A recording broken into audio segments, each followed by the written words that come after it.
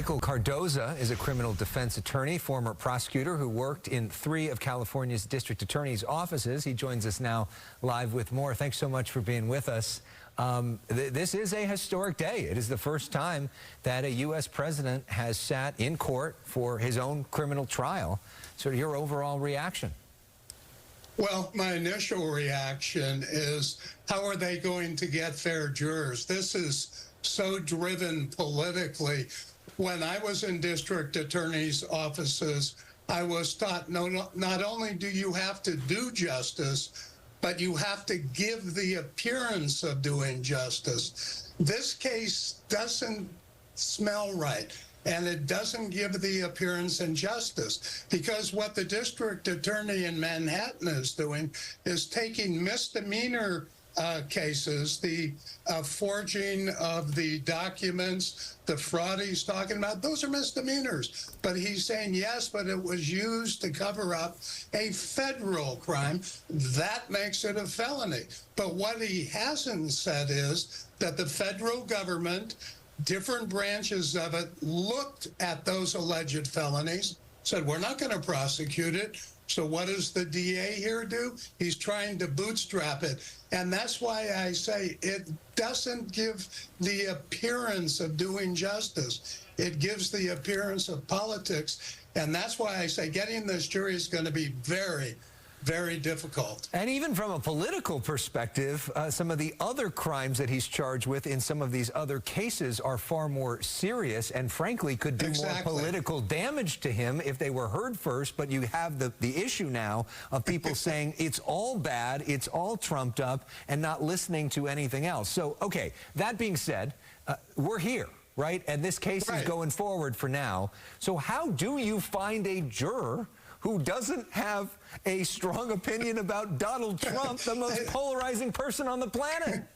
And that's going to be the difficulty of it. And you're spot on in your comments about this. Everybody's got an opinion. And Manhattan, in general, doesn't like Donald Trump because of all of the shenanigans he has pulled in Manhattan. Now, they're doing a jury questionnaire. In other words, they give jurors 40 questions that they have to fill out. I'll tell you the difference between here and there. When I've done jury questionnaires here in California, we've done them all over the state. You give the questionnaires to the jurors, they fill them out, the court copies them, gives them to the prosecutor and defense attorneys. We take them all, we read them for a day or two, we come back. In New York, they're actually reading their answers in front of all the other jurors. And I'm thinking this is going to take forever to do it this way, and to get, people that don't have opinions, that aren't still jurors, good luck with that. Yeah, and then Trump's got to stay there, right? The judge has warned him if he doesn't show up to court, there could be an arrest warrant issued, which he's got a Supreme Court hearing next week. He's got Barron Trump's high school graduation, and so he basically just has to sit there, right? No, he does. I mean, the judge is being tough, saying, nope, this is as important as those. He hasn't talked about, I don't believe, about Barron's graduation from high school.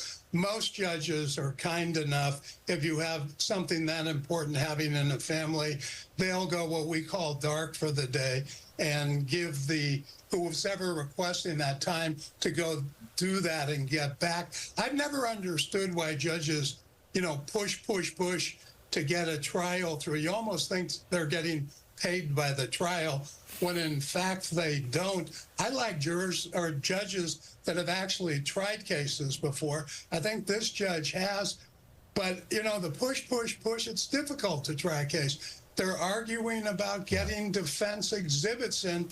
I think it's by this Wednesday. The defense said, we're really pushed here. We've done a lot of motions. Judge says, I don't care. You use your time the way you want. Get your exhibits in, or you don't get to use them. So I've never quite understood that, because trials really are high pressure, and both sides are working 24/7, especially in a case like this. And we know the Trump team wants to delay this thing as long as possible as well, for a variety of reasons. All right, Michael Cardoza, thanks so much for the insight. Really appreciate it.